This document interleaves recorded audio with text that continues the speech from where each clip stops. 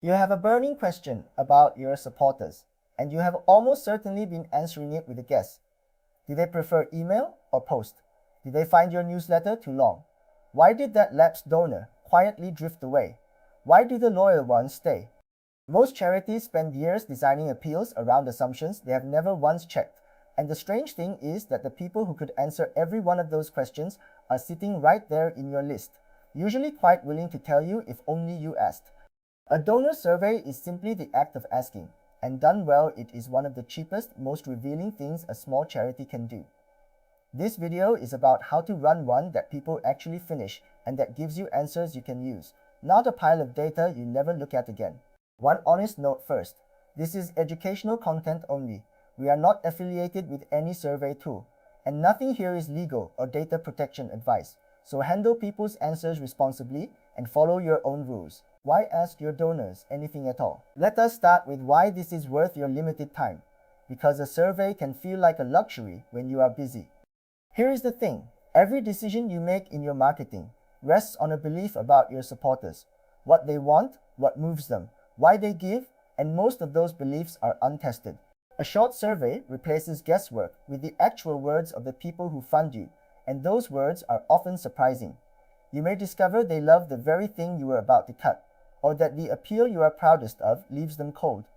Beyond the answers, the act of asking is itself powerful, because being asked for your opinion is flattering. It signals respect, and it quietly deepens a supporter's sense of belonging. A survey is not just research. It is a relationship-building message that happens to collect useful information while it goes, which is a rare kind of double value. Decide what you actually want to learn. Before you write a single question, stop and decide what decision this survey will help you make, because that one discipline separates useful surveys from pointless ones. A survey with no purpose becomes a grab bag of everything anyone was ever curious about. It exhausts the respondent, and then the answers sit unused because you never knew what you were going to do with them. So write down the 2 or 3 real questions on your mind first. Are we emailing too often? What made you give the first time? Would you consider a monthly gift? Then, and only then, design questions that answer exactly those. If a possible question does not help you decide or do something differently, cut it, no matter how interesting it seems.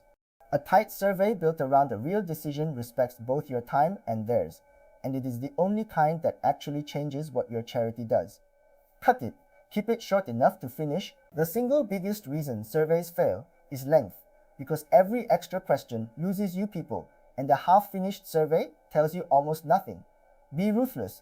Aim for something a busy supporter can complete in 2 or 3 minutes, which usually means 5 to 8 questions, not 20.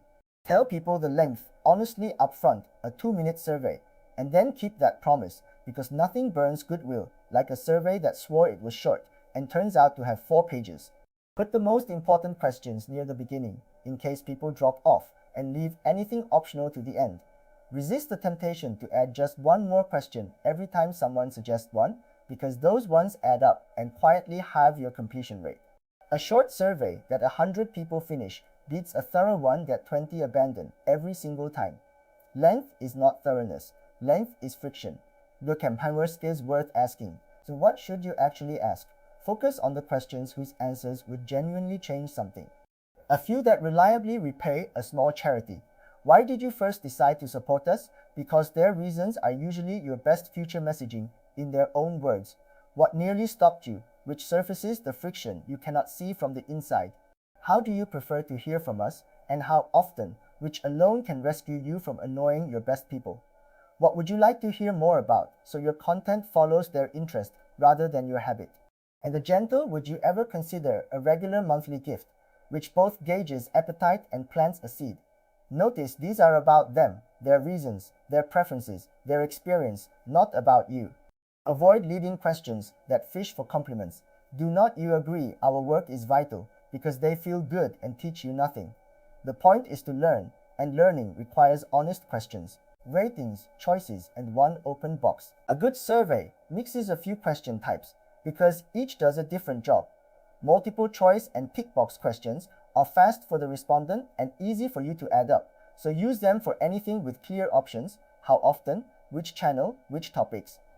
A simple rating scale, 1 to 5, or a set of phases, It's quick and lets you track a number over time, like how likely they are to recommend you. But do include at least one open text box where people can write freely, because that single box is where the gold usually is, the honest sentence you would never have thought to ask about. Keep the open questions to one or two, since they take effort to answer and effort to read. The blend to aim for is mostly quick tap and move questions, with one warm invitation to say anything in your own words, which respects busy people while still leaving room for the surprising truth. Free tools that cost you nothing. You do not need to buy anything to run a good survey, because the free tiers of the common tools are more than enough for a small charity. A free online form tool lets you build a clean survey, share it with a single link, and see the answers collected automatically, with simple charts done for you. That link can go in an email, on your social channels, in a messaging broadcast, or behind a QR code on a printed flyer at an event. If some of your supporters are older or offline, print a few paper copies and type the answers in yourself, because leaving people out skews what you learn. Keep the form on brand but plain. No logins, no endless fields, just the questions. The tool genuinely does not matter much, so pick the free one you already half know and spend your energy on the questions instead, since that is the part that decides whether the whole thing is worth doing. Timing and how to invite people. When and how you ask changes how many people answer, so give the invitation real thought rather than firing it out at random. Avoid the busiest moments, the middle of your year-end appeal, a holiday week, and pick a quieter stretch when a thoughtful message can land. The invitation itself matters as much as the survey, so write it warmly and make the ask about them. We want to get better at this, and your honest opinion would genuinely help us. Say how long it takes, say the answers are anonymous if they are, and say what you will do with what you learn, because people give more when they believe it will be used. A personal, human invitation from a named person beats a cold "we are conducting a survey" every time. And a gentle single reminder a few days later, to those who have not yet replied, will often double your responses on its own, getting enough replies to matter. A survey with a handful of answers can mislead you more than no survey at all. So give yourself the best chance of a decent response before you read too much into anything. You do not need statistical perfection. You are a small charity making practical decisions, but you do want enough replies that a couple of strong opinions do not swing the whole picture. Make responding effortless. One link, no login, works on a phone. Send the invitation to your whole reachable list, not just your favorites, because the quiet and the lapsed often have the most useful things to say. Offer a gentle reason to bother, not a prize that attracts the wrong people, but simply the honest promise that their answers will shape what you do. And send that one reminder. If your reply numbers are still tiny, treat the answers as hints and stories rather than hard proof, and be honest with yourself about the difference. Reading the answers without fooling yourself. Once the answers are in, the danger shifts to how you read them, because it is easy to see only what you hope to see. Start with the numbers from your tick box and rating questions, and look honestly, including at the answers you did not want. Then read every single open text response, ideally more than once, and group them into a few recurring themes rather than cherry-picking the one glowing quote for your newsletter. Watch for the trap of the loud minority. One furious comment can feel like a verdict when it is one person, so weigh how many said a similar thing. Equally, do not bury a painful pattern just because it stings, because that pattern is often the most valuable thing the survey found. And remember who did not answer, since your most disengaged supporters are the least likely to reply, which quietly tilts every result towards your happiest people. Read with a cool head, not a hopeful one, closing the loop and acting on it. Here's the step that turns a survey from a chore into a relationship.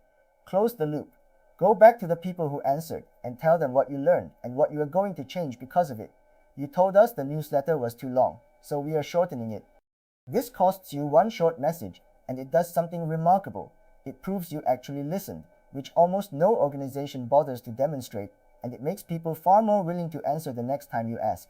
Then, obviously, actually do something with what you found. Even one small change, because a survey that changes nothing was a waste of everyone's goodwill. Keep the results somewhere you will see them when you plan next year's appeals. A donor survey is not an event you complete and file.